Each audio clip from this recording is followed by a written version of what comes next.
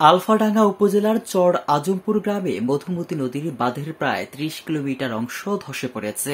এ ঘটনায় নদীর তীরবর্তী শতাধিক পরিবারের মধ্যে তীব্র আতঙ্ক ছড়িয়ে পড়ছে। বাঁধের নির্মাণ কাজ সম্পন্ন হলেও এখনও সেটি পানি উন্নয়ন বোর্ডের কাছে হস্তান্তর করা হয়নি। সোমবার ভোর থেকে বাঁধের সিসি ব্লকগুলো খসে পড়তে শুরু করে।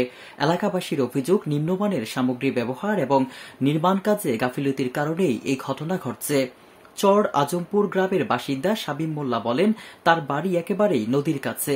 যেকোনো মুহূর্তে তার ভিটেমাটি নদীগর্ভে বিলীন হয়ে যেতে পারে। তারা খুব আতঙ্কে আছে।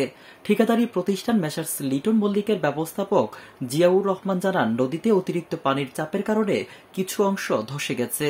জরুরি ভিত্তিতে বালু ভর্তি জিও ব্যাগ দিয়ে ক্ষতিগ্রস্ত অংশটি সুরক্ষিত করার কাজ চলছে। এ বিষয়ে আলফাডাঙ্গা উপজেলা নির্বাহী কর্মকর্তা রাসেল ইকবাল বলেন, এটি একটি দুর্ভাগ্যজনক ঘটনা, তবে কর্তৃপক্ষ দ্রুত ব্যবস্থা নিয়েছে।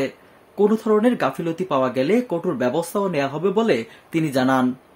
আলফাডাঙ্গা থেকে রাজু আহমেদের রিপোর্ট, আমার বার্তা ডিজিটাল।